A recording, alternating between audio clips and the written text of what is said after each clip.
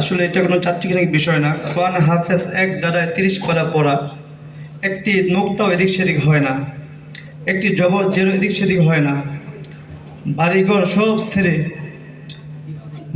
সব ছেড়ে আরাম আয়েস সব ছেড়ে, বাবা মাকে ছেড়ে কষ্ট করে তারা এখানে উস্তাদের বেতের লাঠি খেয়ে মন চায় বাড়িতে শীতের মধ্যে শীতের পিঠা খাবে, মন চায় শেষ রাতে কম্বলের নিচে ঘুমাবে, তারপরেও তারা ঘুমাইতে পারে না। একটা উদ্দেশ্য, কীভাবে আল্লাহর কালাম মুখস্থ করবে।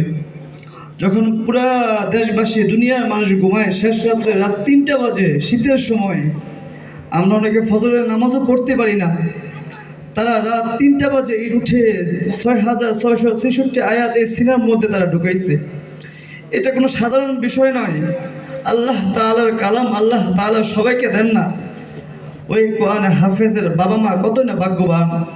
কাল কিয়ামতের ময়দানে যখন এই কোরআনে হাফেজদের কারণে তার বাবা মাকে নূরের টুপি মাথায় পরানো হবে, এবং এই কিতাবের ভাষায় এক একটা নূরের টুপি হবে 1000 সূর্য যদি এক পাল্লায় রাখা হয়, একটা নূরের টুপি যদি আরেক পাল্লায় রাখা হয়, 1000 সূর্যের চাইতে একটা নূরের টুপির আলো বেশি হবে।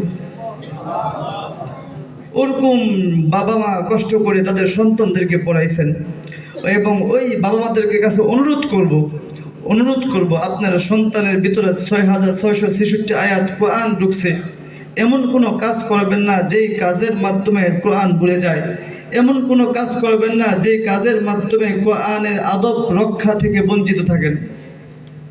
আর বর্তমান যুগের মধ্যে যেহেতু সকল গার্জিয়ানরা আসছেন, তাই বলা, বর্তমান যুগের মধ্যে সবচেয়ে বেশি যেই কারণে সন্তানরা নষ্ট হইতেছে 2টা কারণে, তার মধ্যে একটা হলো মোবাইল, 2টা হলো অসৎ বন্ধু।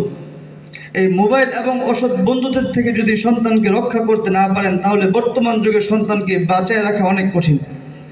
এই জন্য আজকে ওই কোরআন হাফেজদের মাথায় কাঁধে যে সভাপতি সাহেব আছেন, আজকের সভাপতি সাহেব আছেন জনাব মোহাম্মদ শফিকুল ইসলাম মামুন সাহেব, এবং আরও বিভিন্ন বরেণ্য অতিথি এবং বিশেষ অতিথি, সম্মানিত অতিথিরা আসছেন, অভিভাবকরা আসছেন, এবং যেই উস্তাদরা কষ্ট করে বাড়িঘর সব ছেড়ে আরাম আয়েস ছেড়ে সব ছেড়ে এই বাচ্চাদেরকে মানুষ করেছেন একটাই উদ্দেশ্য, হয় কালকে যদি এই বাচ্চারা যদি আমাকে বলে, হ্যাঁ আল্লাহ আপনি যদি আমাকে জান্নাতে দিতে চান, আমি আমার উস্তাদকে ছাড়া জান্নাতে যাব না। এই নিয়তে, শুধু এই নিয়তে, কারণ বর্তমান যুগে যারা রিক্সা চালায়, অটো চালায়, তাদেরও দৈনিক 10,000 টাকা ইনকাম আছে। এই জন্য ওই হাফেজদের মাথায় আজকে আমাদের আজকের সভাপতি সাহেব অতিথিদের হাত থেকে, গার্জিয়ান এবং উস্তাদদের সকলের হাত থেকে বরকতানভাবে ওদের কাঁধ একটা বেজ পড়ানো হবে। আপনারা সবাই একটু দয়া করে ওদের কাছে একটু দোয়া দিবেন, ওদের জন্য খাস করে দোয়া করবেন। আমার মাদ্রাসার কোনো ছাত্র যেন ইলমের দিন থেকে মাহরুম না হয়। বর্তমান যুগে অনেক ছাত্ররা মাদ্রাসায় আসে, নষ্ট হয়ে যায়। এজন্য সকলের কাছে খাস দিলে অনুরোধ করবো, আপনারা সবাই বাচ্চাদের জন্য দোয়া করবেন। আল্লাহ তাআলা যেন এই বাচ্চাদেরকে হক্কানি রব্বানি হাফেজ আলেম হওয়ার তৌফিক দান করেন।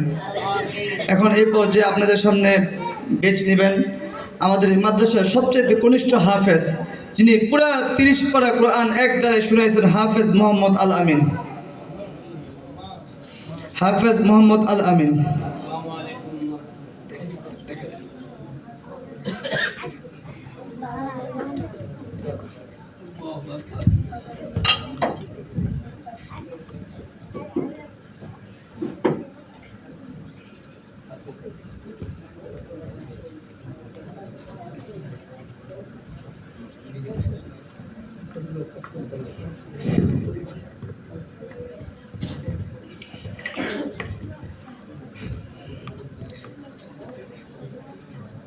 এখন আসবেন হাফেজ মোহাম্মদ আমিনুল ইসলাম।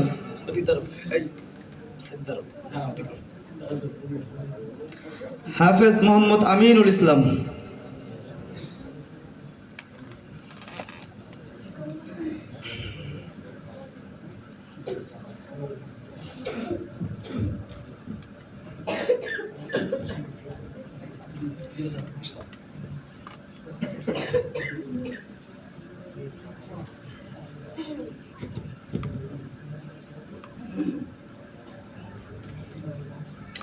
এখন হাফেজ মোহাম্মদ সিয়াম হোসেন, আমাদের এলাকার সন্তান, জনাব মোহাম্মদ শহীদুল আমিনের সন্তান হাফেজ মোহাম্মদ সিয়াম হোসেন।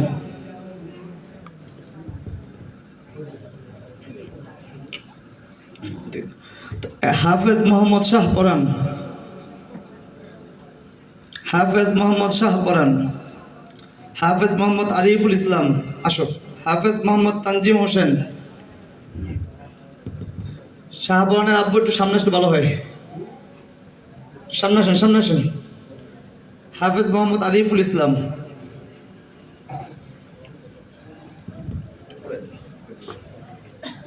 হাফেজ মোহাম্মদ তানজিম হোসেন, হাফেজ মোহাম্মদ নাইম হাসান,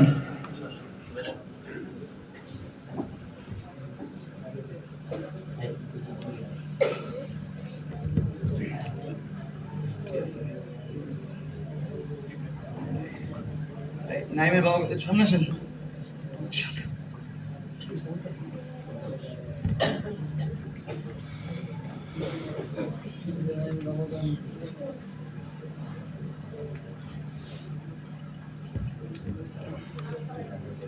সবাই সরে দাঁড়ো। হাফেজ মোহাম্মদ সাইফুল ইসলাম, এই সাইফুল আব্বু সামনে আসেন। হাফেজ